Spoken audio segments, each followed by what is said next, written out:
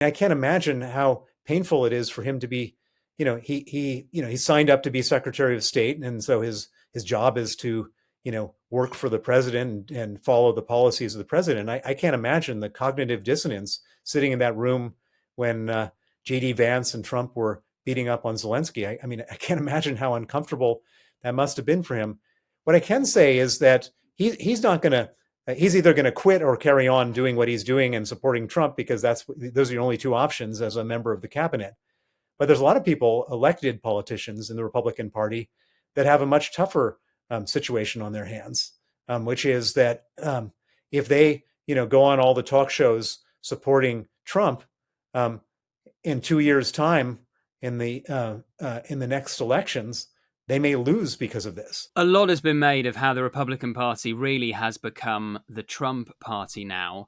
But you would have thought there are still some Republicans who are very nervous about this idea that the US is just rolling over to the whims of a Russian dictator like Putin. And I was struck by the body language of Marco Rubio sitting in the Oval Office on Friday when JD Vance and Trump were haranguing Volodymyr Zelensky. Do you think we may see fractures within the Trump administration over their approach to Russia? Well, I think this is probably a threshold issue for a lot of people. I mean, I know Marco Rubio. He was actually one of the strongest people in the U.S. Senate when it came to dictators and Russia and Putin. I mean, he was, he has, firsthand knowledge of all this stuff, and he was like one of the people we would always go to when we needed help in the Senate. And so, I mean, I can't imagine how painful it is for him to be, he signed up to be Secretary of State, and so his job is to, work for the president and follow the policies of the president. I can't imagine the cognitive dissonance sitting in that room when JD Vance and Trump were beating up on Zelensky. I mean, I can't imagine how uncomfortable that must have been for him. What I can say is that he's not going to.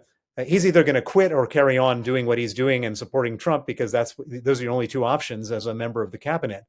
But there's a lot of people, elected politicians in the Republican Party, that have a much tougher situation on their hands, which is that if they, go on all the talk shows supporting Trump in 2 years' time in the next elections, they may lose because of this.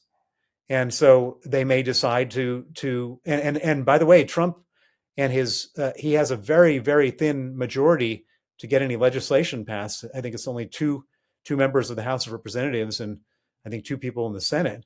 And so he's got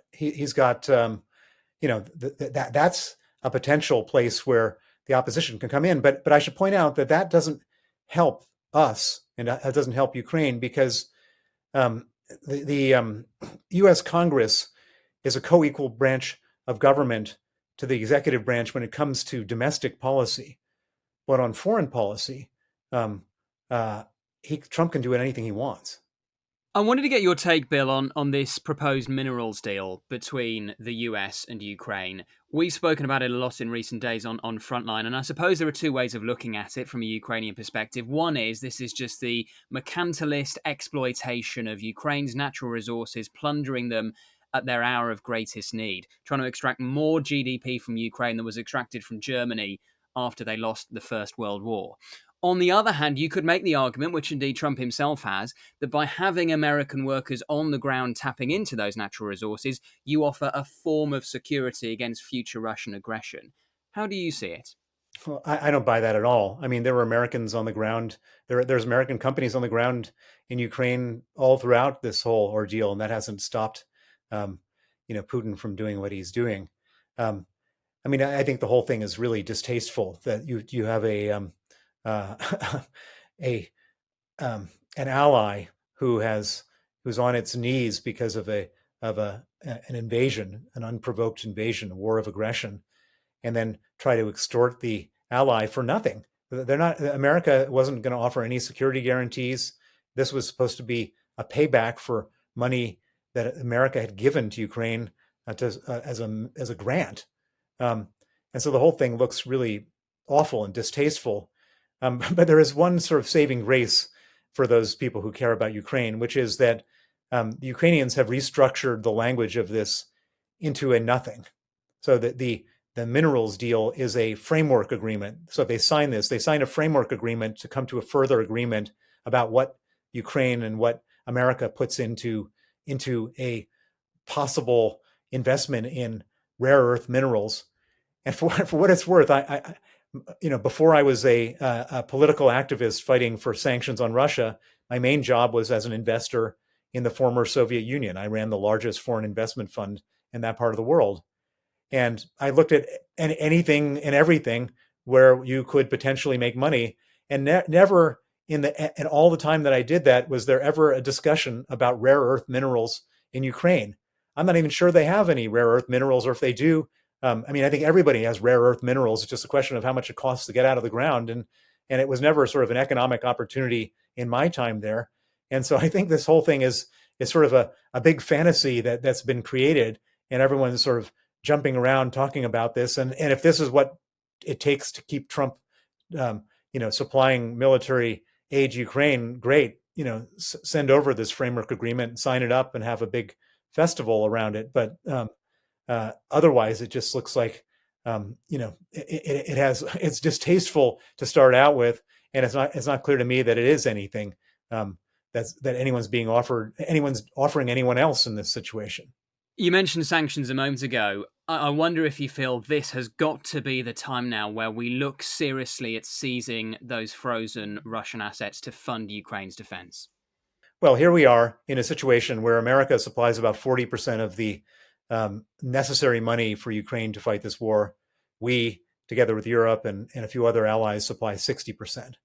The person supplying the 40% has now announced they're no longer supplying it. Ukraine needs 100% in order to keep on defending themselves. And so the question is the British taxpayer going to pay for that? Or is Vladimir Putin going to pay for that? Because we have Vladimir Putin's money here. And I don't know how Rachel Reeves can stand up in front of Parliament and say anything other than that money should be confiscated, and that money will be spent on defending Ukraine to fill in for the American shortfall, because anything else would be political suicide. How quickly could it be done? How quickly could you seize those assets and start using them to fund Ukraine's defense? Today. It could be done today. We've already made it the legal decision that we can seize the interest on those assets. And there's no difference between the interest and the principal from a legal standpoint. That money could be seized today, and it should be seized today.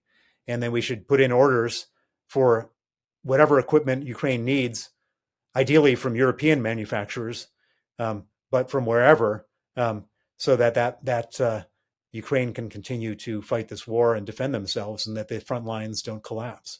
And how fundamentally, if we did make that decision today, how fundamentally do you think it would shift the momentum of this war? Well, I don't think it'll. I think the momentum is shifting very radically against Ukraine, because even with the money, what happens when Elon Musk turns off Starlink? We need to come up with an alternative for that.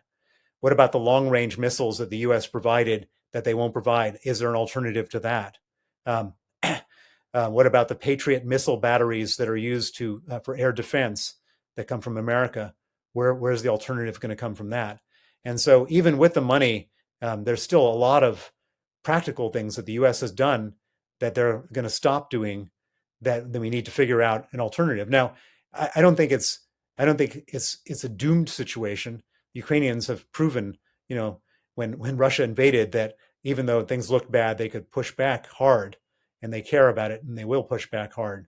But this definitely is a major, major body blow to Ukraine, and many more people will die because of this decision.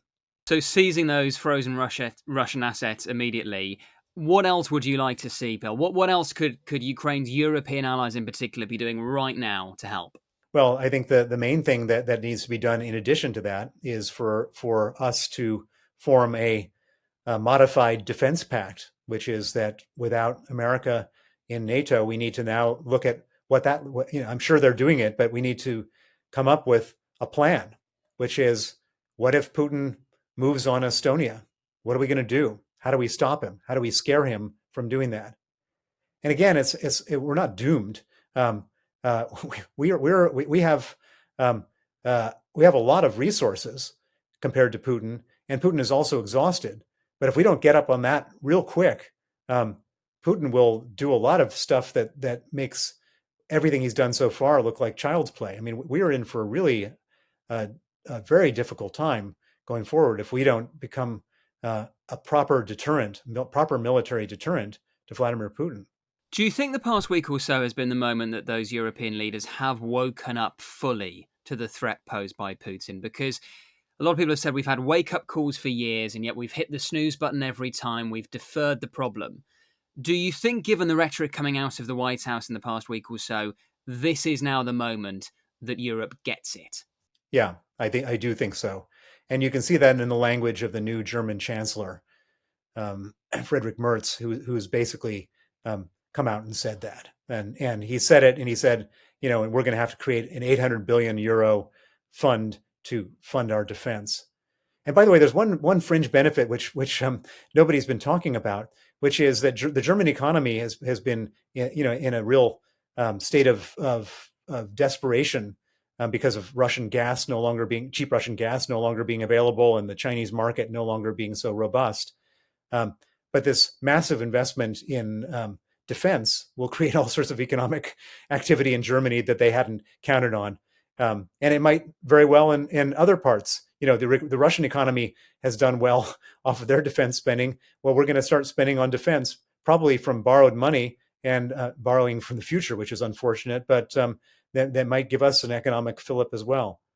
Just finally, Bill, if you are Vladimir Putin, what is the one thing you don't want to see the Europeans doing? What is it that the Europeans could do that would strike fear in the Kremlin? Is it just getting serious on defence, ramping up our defence budgets? Is it providing, for example, Germany giving Taurus missiles to Ukraine? Is it the seizing of those assets, or is it something else? What would most worry Putin at this point? I think if we seize the 300 billion, that's a major body blow to him.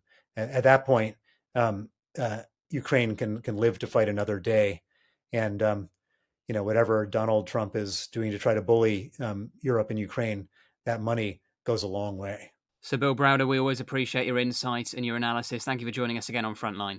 Thank you. Thank you for watching today's episode of Frontline. For early access to our videos, member-only Q&As and live streams, then sign up for a membership via the link in the description. And for the latest news and breaking stories, listen to Times Radio and follow us at thetimes.com.